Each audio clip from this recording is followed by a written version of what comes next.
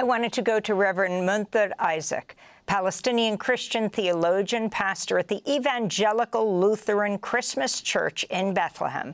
Last Christmas, he delivered a sermon titled, "Christ is Still in the Rubble." His forthcoming book is titled, "Christ in the Rubble, Faith, the Bible, and the Genocide in Gaza." If you can talk about the Pope's stand as late as yesterday, hours before his death, he called for a ceasefire in Gaza, and of course, in the last year, has gone way beyond that. Reverend Munther Isaac. Yes, this is, of course, a great loss to all humanity, and particularly to the Christian world, to the Catholic world, and we really lament and grieve his loss. And I think that Pope Francis's position on Palestine is just an extension of his theology and pastoral care in general, caring for the marginalized and victims of injustice. What he has done and exhibited and said throughout the war on Gaza was not the first time he spoke for the plight of Palestinians. I think no Palestinian will ever forget when Pope Francis in 2014 stopped his car, stepped down, and prayed at the separation wall separating Jerusalem from Bethlehem, a moment that touched all of us and continued to speak to us for years. And during the war on Gaza, I think he reflected two very important elements. First, his pastoral heart, his compassion. He spoke almost on a daily basis to the Church of the Holy Family in Gaza. He genuinely cared. He often even joked with them. He would pray with them, which reflect his heart of compassion. But I think his words also went beyond the standard pray for peace kind of language of many church leaders.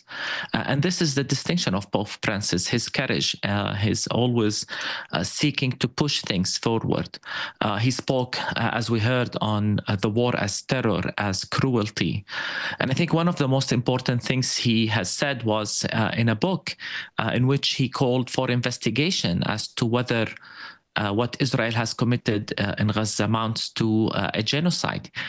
To me, this is extremely important because it calls for accountability, and it shows that he's more than just compassion and peace. He's for justice. He's for accountability, and I think this is really what's missing from the language of many faith leaders.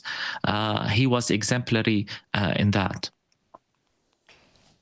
Now, you are not a Catholic, but talk about his effect on Christians throughout the West Bank and Gaza, on Muslims as well, as he pushed for more understanding of the Islamic faith, as he talked about migrants, and making this a centerpiece of what he said. It's very interesting, as he called for a ceasefire in Gaza yesterday, the same day that he met with the Vice President of the United States for a number of seconds.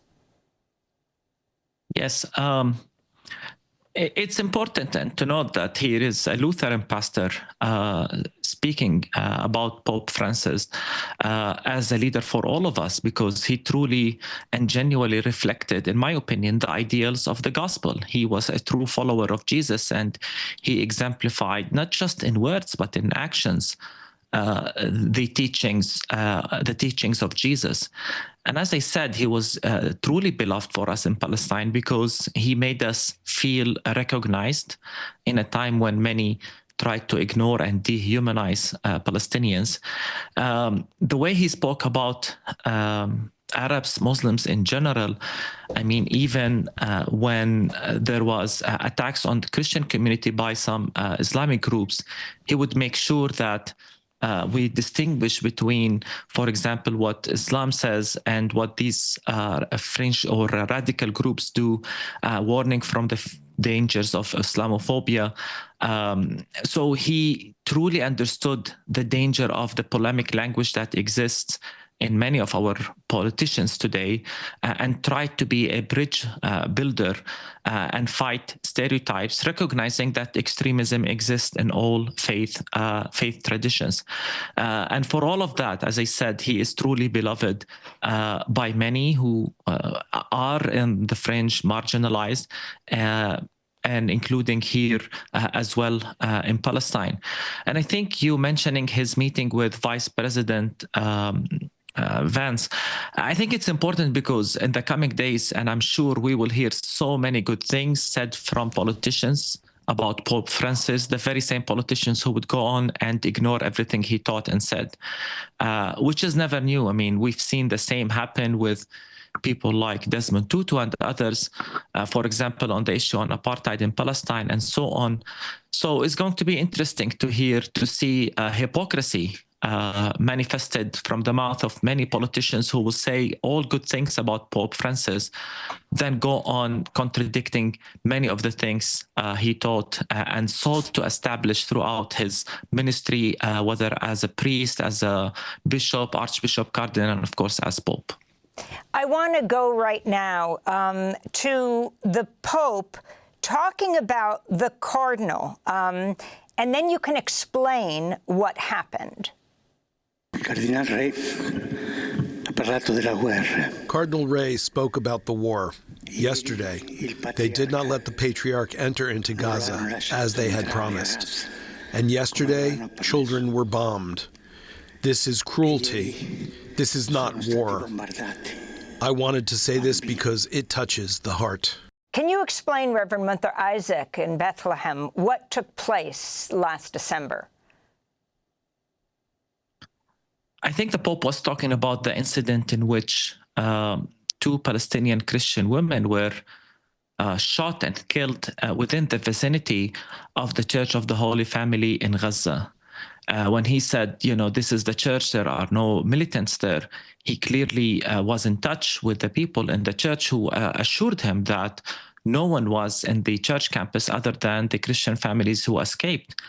And so he spoke with clarity, condemning what happened and saying this is cruelty, this is terror, when two innocent women are killed by snipers literally in front of the door of the church for no reason whatsoever. It shows that he recognized that this is not just, as Israel always claimed, they're targeting militants or that militants hide behind civilians and so on. None of that happened when the churches were attacked. And I think what happened at the churches points to the reality all over Gaza, is that innocent civilians are targeted under the cover or under the justification that militants are hiding there, whereas in the church clearly no militants was there. And the words that the Pope chose, I think, were extremely important, whether cruelty, whether terror. I think all of these describe the hell that exists right now in Gaza. And I really wish more faith leaders speak with this moral clarity, describing what is happening right now in Gaza, rather than simply wishing for a ceasefire without calling things by name. Reverend Munther Isaac, we want to thank you for joining us from Bethlehem. Reverend Isaac tweeted today, I wonder, will the millions who will mourn his death these coming days respect this wish of his? Will they care for Gazans and Palestinians the way he did?